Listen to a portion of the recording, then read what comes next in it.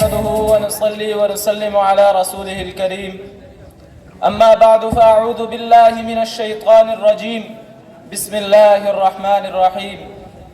اب کہ ہم بچھڑے تو شاید کبھی خوابوں میں ملیں، اب کہ ہم بچھڑے تو شاید کبھی خوابوں میں ملیں، جس طرح سوکھے ہوئے پھول کتابوں میں ملیں۔ معزز اساتذہ کرام اور میرے پیارے ہم مکتب ساتھیوں، السلام علیکم ورحمۃ اللہ وبرکاتہ۔ پیارے دوستو، آج واقعی یہ معلوم ہوتا ہے کہ ہماری زندگی کی ایک نہایت خوبصورت کتاب بند ہونے جا رہی ہے، جس کے ہر صفحے پر اسکول کی یادیں ہیں۔ آج جب میں اسکول پر اس سٹیج پر کھڑا ہوں تو مجھے اپنی زندگی کا وہ حسین دن یاد آتا ہے جب میں خوف اور تجسس کے ملے جلے جذبات لیے اسکول میں داخل ہوا۔ وہ دسمبر 2015 کا ایک دن تھا جب میں نے اسکول کی دہلیز پار کی۔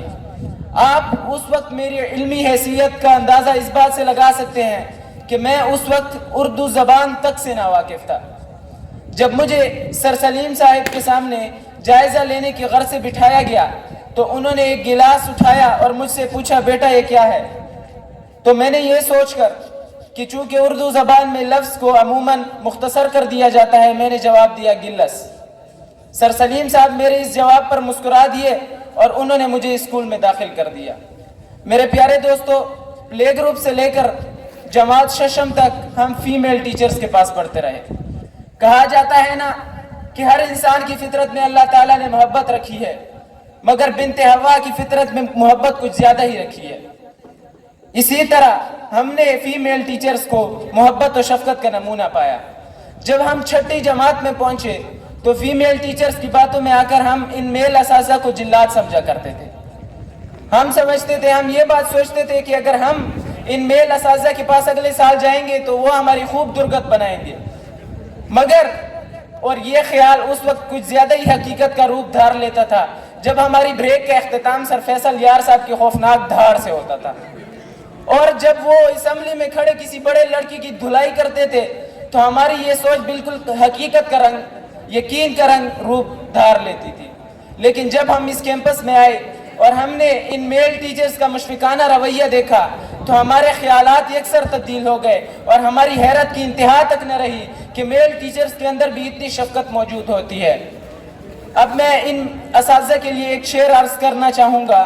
وہ شمع محفل وہ سرمایہ منزل ہے، وہ شمع محفل وہ سرمایہ منزل ہے کہ جنہیں دنیا عزت سے معلم کہہ کے پکارے ہے۔ میرے پیارے دوستو، تمام اساتذہ کرام جو ہوتے ہیں وہ محبت، احترام اور عزت کے قابل ہوتے ہیں، لیکن کچھ اساتذہ کرام ایسے ہوتے ہیں کہ جن کے قول و فعل اور اداؤں سے انسان متاثر ہوئے بغیر نہیں رہ سکتا۔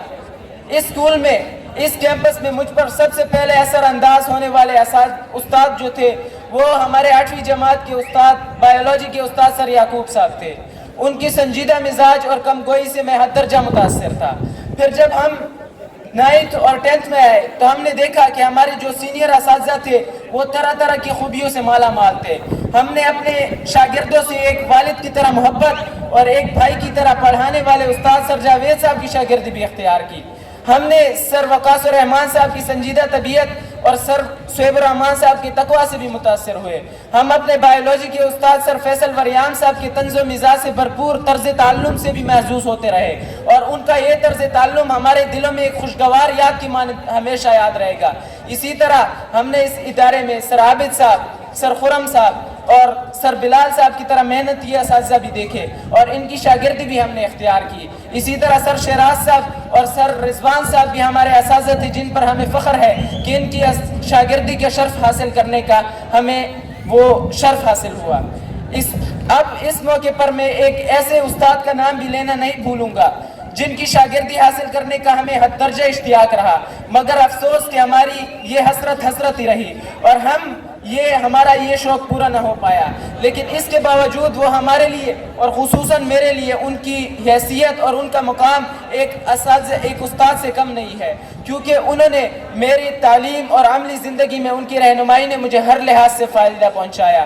انہوں نے مجھے تحریر و تقریر کا فن سکھایا، اور وہ ہیں جماعت نحوم کے ہر دل عزیز استاد سر فاروق صاحب۔ اور اب میں ایک ایسی ہستی کا ذکر کرنا چاہوں گا کہ جن کے ہر قول و عمل سے اپنے طلباء کے لیے اور ایجوٹاپ اسکول کے لیے اخلاص اور محبت چھلکتی ہے، اور وہ ہے ہمارے پیارے ڈائریکٹر سر محمد سلیم صاحب۔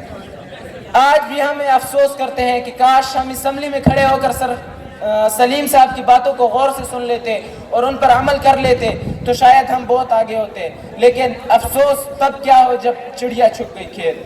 اب میں جو سر سلیم صاحب کے لیے ایک شعر عرض کرنا چاہوں گا کہ نرم دل شیریں سخن ہمدرد و شفیق، نرم دل شیریں سخن ہمدرد و رفیق، ایسے لوگوں سے ہی قائم ہے دنیا کی بہاریں۔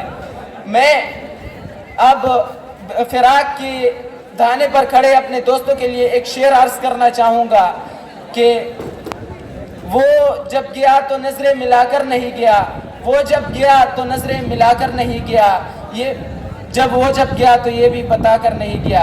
اب میں اپنی تقریر کا اختتام اس ادارے کے لیے ایک شعر سے کرنا چاہوں گا کہ ہمارا خون بھی شامل ہے اس گلستہ کے تزین میں، ہمارا خون بھی شامل ہے اس گلستہ کے تزین میں، ہمیں بھی یاد رکھنا جب بہار آ جائے گلشن میں۔ والسلام۔